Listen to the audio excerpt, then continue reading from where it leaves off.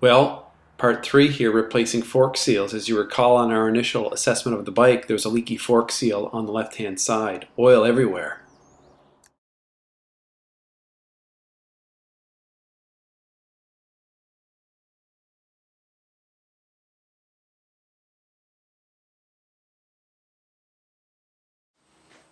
We have to take off the front wheel, and the first thing we have to do is take off the two calipers and strap them up out of the way using zip ties, and that's what I'm doing here.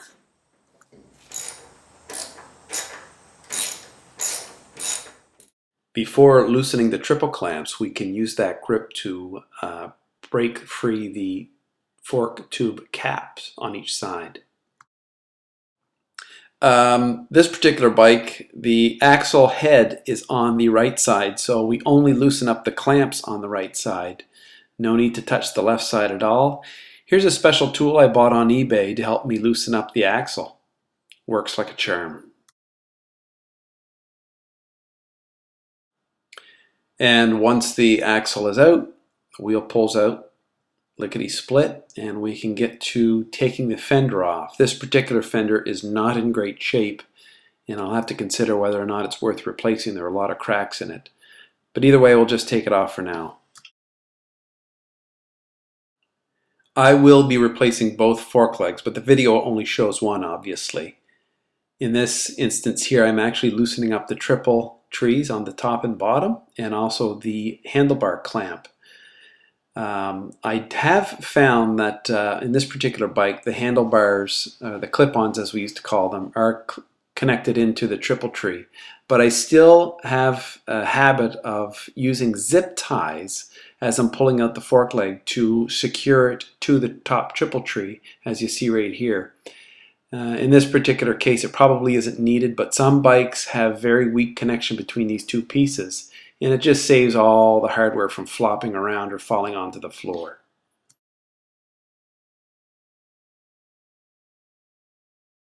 And now that the fork leg is out, I can remove the cap and allow the tube to slide down. And now that it's loose, I pour out what oil I can at this stage. There'll be more to come, but this is a start.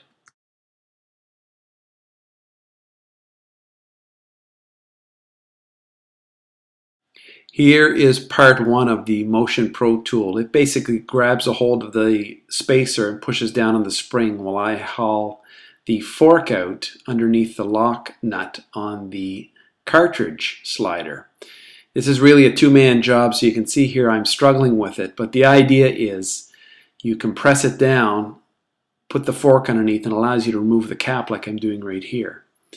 And then you'll see distantly, if you look hard, you can see the lock nut and the slider and a tiny rod sticking out of the slider, which is the dampening adjuster, the dampening rod. And a little pressure, it pops right off.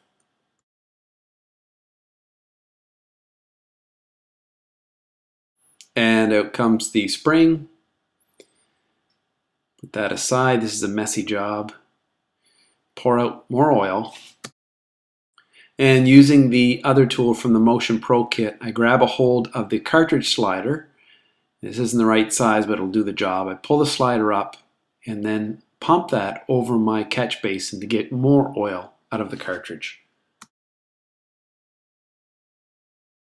What you can't see here is that I've used my little screwdriver to pull the dust cap off, and I've also used my screwdriver to pull out the retaining clip on the fork seal. So I can do this. Bang, bang, bang, and out it comes. One little twist, I guess. And there are the bushings and the seals.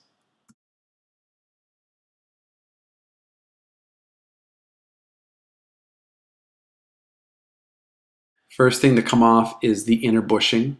You just separate a little bit with a screwdriver and it peels right off of the slider, out of its groove. Following that comes the outer slider, the fork retaining cap, and the other seals.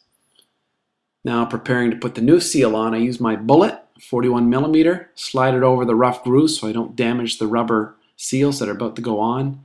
First the dust cap,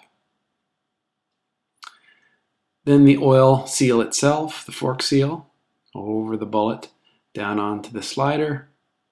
There we go.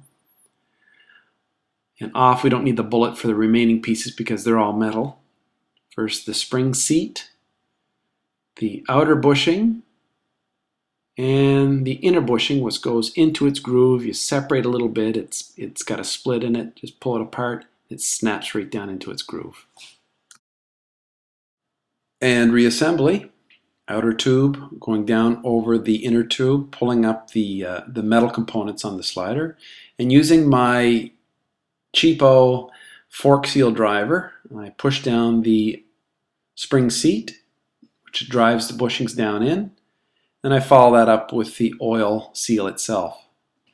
A couple hits and it goes down in, and then I put my clip on, my C-clip, which wraps around and gets snapped down into a groove. I very gently use a screwdriver to help place the clip down into its groove.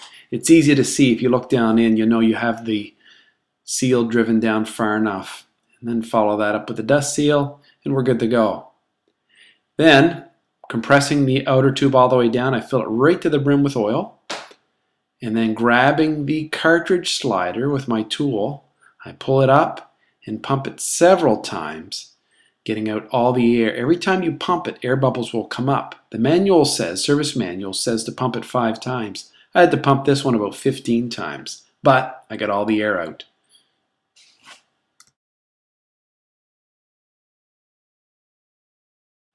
And another tool from the Motion Pro kit. This is it's a syringe. You can't see off camera. There's a syringe hooked up to this tube with a collar, an adjustable collar, so I can set the height as per the manual and suck out all the extra oil. The manual says to guarantee at least 12 millimeters of exposed thread above the lock nut. Here's what I'm doing with my ruler. And 25 millimeters inside the receiver of the cap, which is what I'm doing here. That will allow ample range of adjustment for the dampening setting on the fork. Once that's done, I can throw in the spring and then the spacer and then assemble it using my compression tool. Once again, a 2-man job being done by 1 man, so I'm struggling with it a bit, but I got it on. Then of course, once that's on, I can put on the cap and torque it down with a torque wrench to, in this case, 11 foot-pounds.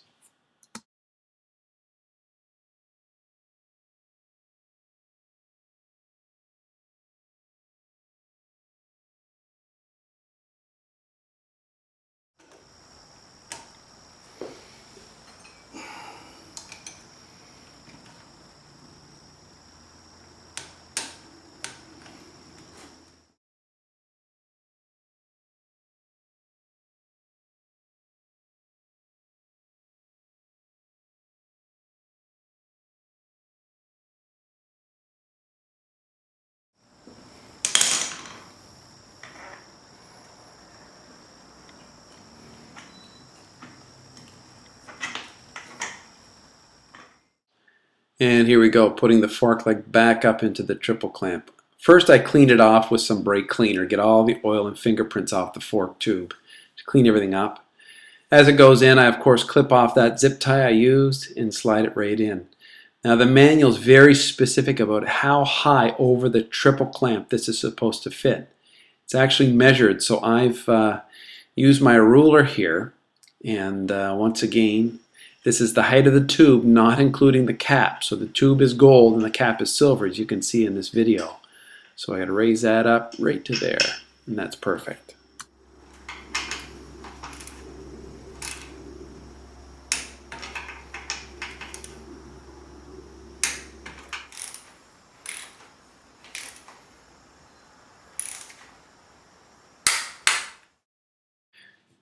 First the fender, and then in goes the wheel using my foot trick that I've shown in other videos. Slides right in. Always have to make sure the speedometer on these old bikes lines up. So you have to wiggle them sometimes before you slide them in. But usually there's plenty of room and the axle should go right in. In this case, it did.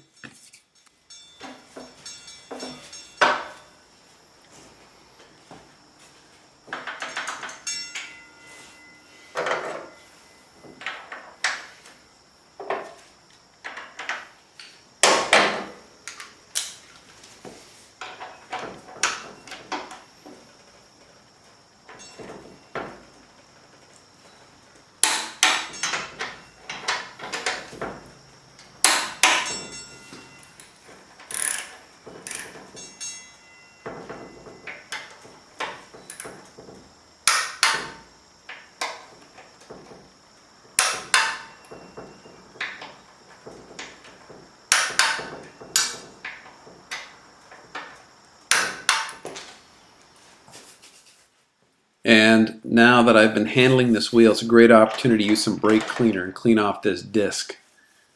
I'm going to have oil all over my pads and disc. And a large screwdriver helps spread the pads so they go on a little easier. And another trick is to use your finger to wiggle the back of the pads and to help them get over that disc. And once they're on, you're fine.